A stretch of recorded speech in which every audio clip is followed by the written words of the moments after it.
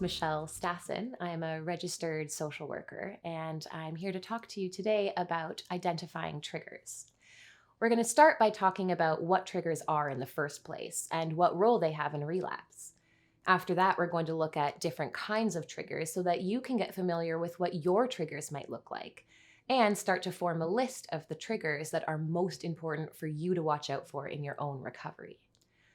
First of all, what is a trigger?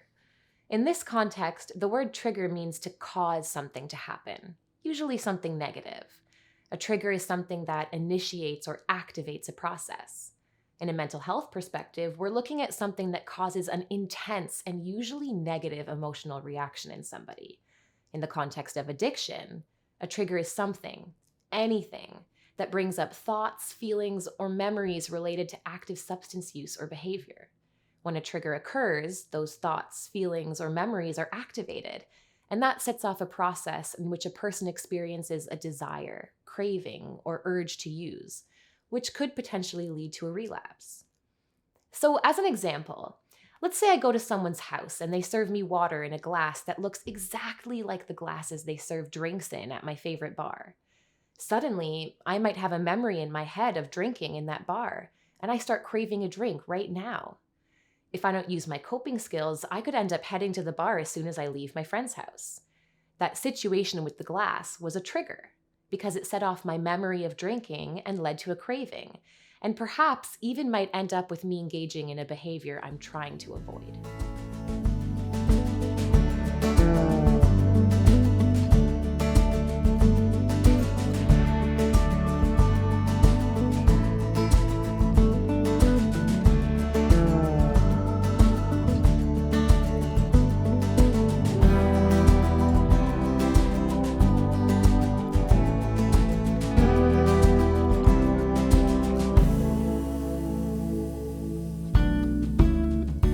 There are many triggers that are commonly experienced by many people, but ultimately triggers are unique to each person.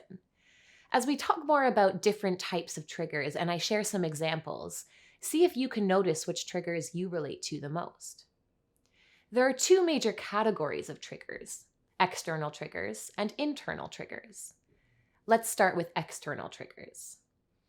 External triggers are things outside of yourself, like people, places, objects, or situations that lead to a desire to use. You might find that certain people are triggers for you. It could be friends that you used to use with, or friends that you associate with times in your life when you used. For many people, certain family members can be triggering, or even spending time with family in general. There may be specific people in your life that you associate with intense, painful feelings or memories, maybe even with trauma, and being around them triggers a desire to use. You might even find yourself triggered by certain types of people. It may not be a specific friend or family member, but instead it could be seeing a bartender, a dealer, a police officer, or a doctor. And even if it's not someone you know personally, they may still bring up thoughts, feelings, or memories that activate a desire to use, and therefore they are a trigger for you. Places can be another type of external trigger. You might be triggered by places that you've often used substances. It could be in your home or a certain room in your home, the garage, a friend's house, a bar, or it could be places where you used to acquire substances, like the liquor store or a certain part of town. You may also be triggered by specific places that are associated with painful or challenging memories, perhaps a place where a trauma occurred. You might find that when you're there, it triggers some uncomfortable and painful feelings that lead to a desire to use in order to cope. Even certain objects can be a trigger for some people. Items that you associate with your substance use, like a certain glass or drug paraphernalia. For many people, money is a trigger, whether it's seeing money in the bank account or having some actual cash on hand. There are also often situations that tend to be triggering, such as events like a party or a sports event, or celebrations like a wedding. You might not be used to going to events like that without engaging in substance use, and there might also be a lot of people using around you if you do go to events like that. Another situation could be relaxation or fun and leisure, like playing games, hanging out with friends, or going on dates. People can be triggered by situations that are both positive or negative. It could be a huge trigger to receive bad news or encounter a challenge or roadblock in your daily life or at work. On the other side, it might be a trigger to receive good news or to accomplish something because you might be used to having a substance in those moments to help you celebrate. We can often look at external triggers as things we take in using our five senses, things that we're able to touch, see, hear, smell, or taste. You might be triggered by a certain food or an unexpected smell like someone's perfume, or even the smell of a specific substance. There could be a song that comes on the radio that you associate with times that you were using, or you might see people using substances on a TV show or in real life, and that could immediately initiate a process leading to a craving and possible relapse.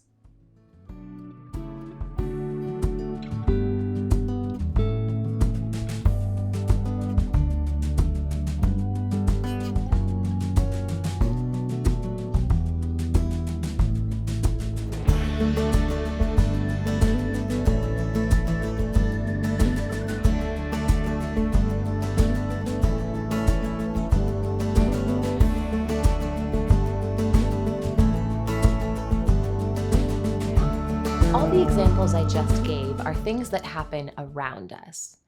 Sometimes, though, people are triggered by things happening inside their own head or body, and we call those internal triggers.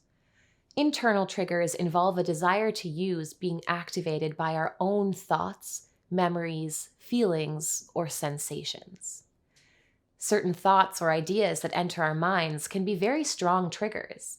Thoughts like, I'm just going to do it this one time. Nobody will know. I deserve it. Just one and then I'll stop. Or it doesn't matter because it's not my drug of choice. Who cares anyway? Or I give up. I'm over it. A triggering thought process could be when you notice yourself starting to think about lies or excuses you can tell to get away with it, justifying why it's okay, or thinking of reasons why it's going to be different this time. Thoughts like that can pop into your head without any expectation or warning, and from there it can be hard to think of anything else, and the thoughts grow and start to take over. Another powerful form of internal triggers are memories. It could be bad memories that bring up painful emotions that you might want to get away from, or it could be good memories of fun, happy, or carefree times when substances were involved, which might trigger a desire to go back to that or to feel those feelings again. Feelings in general can be some of the most powerful internal triggers. We might not always be able to identify exactly what is causing an emotion, but the emotion itself is a trigger. Like many people, you may have learned to cope with painful emotions by using substances to distract or numb. That means you might be triggered whenever you experience a painful emotion, like anger, irritation, fear, anxiety, sadness, grief, guilt, or shame. When you stop using substances to numb or alleviate painful emotions, that means you might start feeling deeply uncomfortable emotions that you aren't used to. When that internal pain and discomfort comes up, that can be a strong trigger because your automatic urge might be to cope with that feeling in the way you're used to, by using. It's not just painful emotions that are triggers, though. Enjoyable emotions can be triggers too. Like I mentioned earlier, if you're used to using substances to celebrate, amplify enjoyment, or fully engage in happy moments, it might be a trigger to feel excitement, joy, happiness, or love, because it activates a desire to use so you can more fully enjoy those feelings. If you've used substances to help yourself feel comfortable when socializing with others, you might find it triggering anytime you feel nervousness or anxiety in social situations. A lot of people will find that they tend to be more triggered by certain types of feelings over others, and it's unique to each individual. Some people may find that when they're feeling comfortable and experiencing enjoyable emotions, they have no problem staying away from their substance. But as soon as less comfortable emotions come up, that's when they're really triggered. Or it could be the other way around.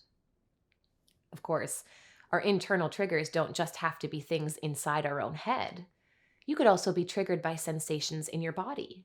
That could be when your body is feeling tired or when you're experiencing agitation, restlessness, or pain. You might really struggle with feeling physical discomfort, and anytime pain flares up in your body, it could trigger an immediate desire to numb it by using substances.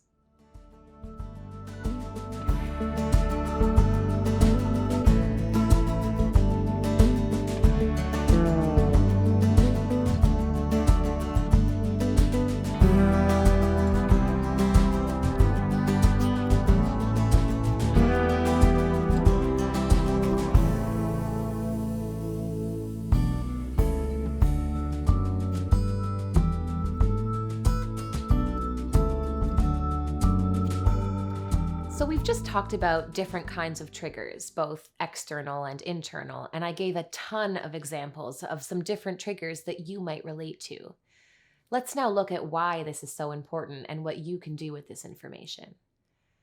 When we talk about triggers, we're talking about identifying the things that could put you at risk of relapse, because when you're familiar with what puts you at risk, you can then find ways to avoid and protect yourself from those external and internal triggers. Triggers increase vulnerability. They make it a lot harder to stay away from substances, especially when you don't do anything about a trigger when you're exposed to one. When you get familiar with your triggers and keep them in mind, it can help you to be cautious, to be intentional about what you expose yourself to, and to better prepare by learning and practicing ways to cope with triggers when they do happen. Triggers don't have to automatically lead to a relapse. When you notice that you've been exposed to a trigger, there are a lot of things that you can do to prevent that trigger from turning into unhealthy behavior. You can only take action to protect yourself from triggers if you know what they are, which is why it's so important to get really familiar with what your biggest triggers are. Sometimes triggers can happen without us even being aware of it. In some studies, researchers have found that when exposed to a trigger, for example, a picture of drugs or alcohol, the brain can become activated, even if the person who's looking at the picture doesn't report any difference in how they're feeling. This is really important to know, because sometimes you might tell yourself, it's okay, I can enter into this high-risk situation because it doesn't bother me. But it might be that it's activated a process in your subconscious, and you may not realize it was actually triggering you until it's too late.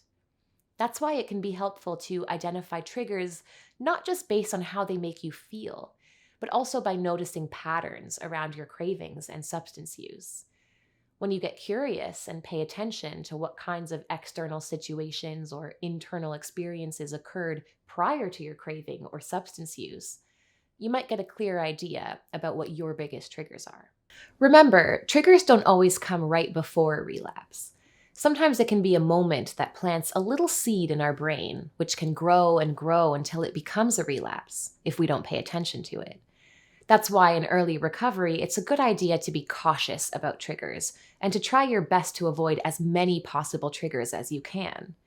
That includes any obvious triggers that are common for most people, even if you don't think that it's a problem for you. For example, many people might find themselves triggered by the presence of any substance, even if it isn't the drug of choice that they specifically have had a problem with. When in doubt, you can ask other people you meet in recovery what are some common triggers that they've experienced that you might want to look out for. With the many possible triggers I've listed out for you so far, you might be thinking it seems impossible to avoid all of these. And you would be right. The reality is that it is impossible to actually avoid or prevent all triggers. Many of them happen spontaneously, and you can't always anticipate what might set you off. It could be something really subtle or small. And that's why it's important to learn skills for coping with triggers when they do happen. That being said, the majority of triggers can be avoided or prevented. You can actually protect yourself from triggers by changing your behavior and by being mindful in your recovery. That's why it's important to have awareness of what your biggest triggers are. When you know what your triggers are, you can be intentional about avoiding them. With external triggers, you can choose to decrease or stop contact with triggering people, decrease the time you spend in triggering places, and avoid situations that you anticipate will be triggering to you. So, for example, you could decide to not watch any TV shows that showcase alcohol or drug use, or not to listen to certain music that you know makes you nostalgic for using. With internal triggers, you can focus on reducing the likelihood of triggering thoughts or feelings by taking care of yourself, engaging in therapy, seeking help, and building up healthy, sober supports. When you're able to identify and anticipate triggers, you can put a plan in place for how you're going to deal with those triggers if they do come to pass.